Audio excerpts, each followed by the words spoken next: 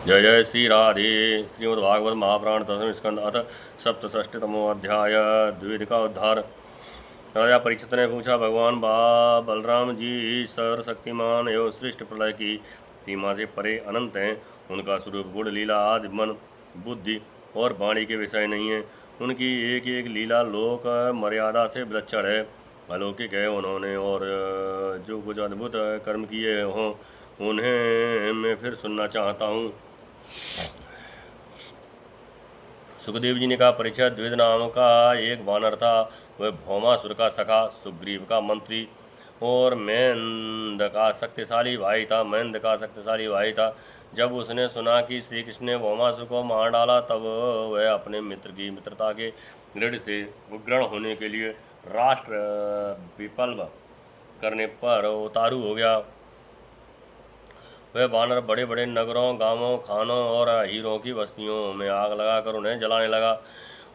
कभी वह बड़े बड़े पहाड़ों को उखाड़कर उनसे प्रांत चकनाचूर कर देता।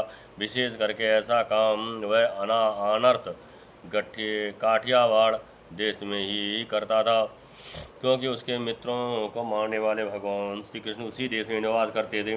द्विविध बानर में 10,000 हाथियों का बल था। कभी कभी वह दुष्ट समुद्र में खड़ा हो जाता और हाथों से उतना जल उछालता कि समुद्र तट के देश डूब जाते।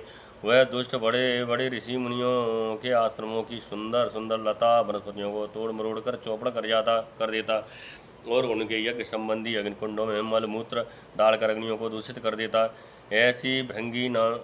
जैसे भृंगी नाम का कीड़ा दूसरे कीड़ों को ले जाकर अपने बिल में बंद कर देता है, जैसी वह मदोन्मत्त वानर स्त्रियों और पुरुषों को ले जाकर पहाड़ों की चोटियों, घाटियों और गुफा में डाल देता।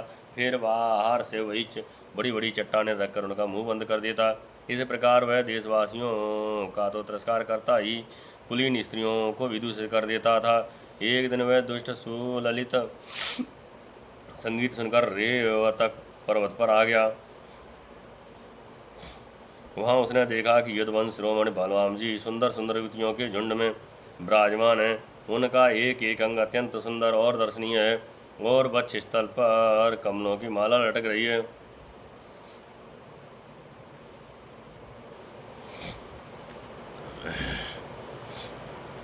वे मधुपान करके मधुर संगीत गा रहे थे और उनके नेत्रानंदोन्माद से विरल हो रहे थे। उनका शरीर इस प्रकार शोभायमान हो रहा था मानो कोई मदमत्त गजराज हो। वह दुष्ट बानर वृक्षों की शाखाओं पर चढ़ जाता और उन्हें झकझोर देता। कभी स्त्रियों के सामने आकर किलकारी भी मारने लगता। युवतियाँ स्त्री स्वभाव से ही चंचल और हास प्रयास में रुचि रखने वाली होती हैं।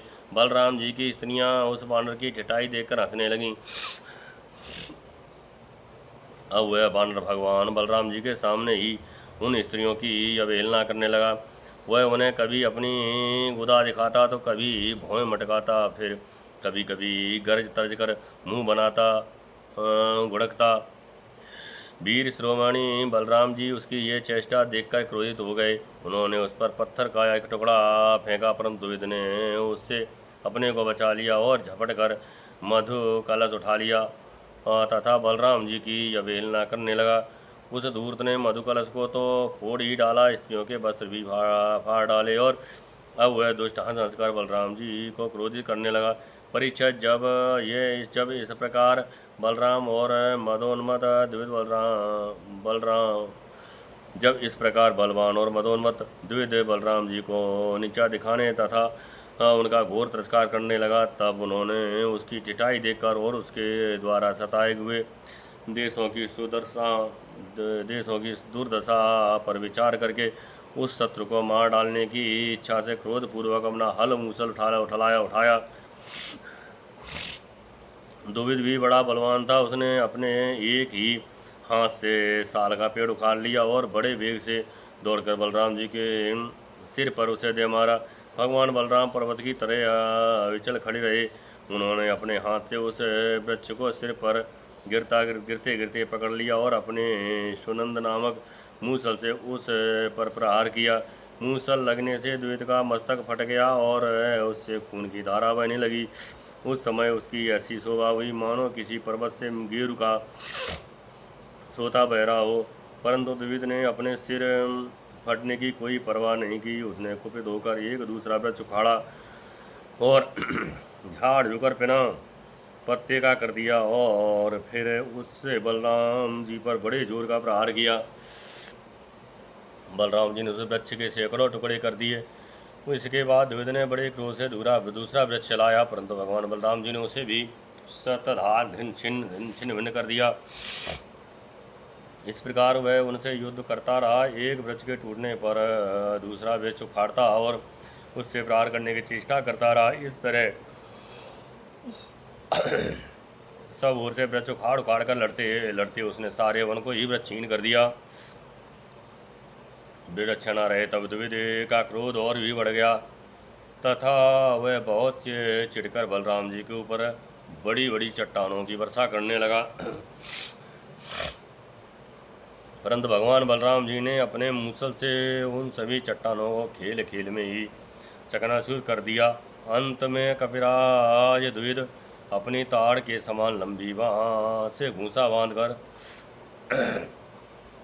बलराम जी की ओर झपटा और पास जाकर उसने उनकी छाती पर प्रहार किया। अब योधवंश शिरोमणि बलराम जी ने हल और मूसल अलग रख दिए और क्रुद्ध होकर दोनों हाथ से उसके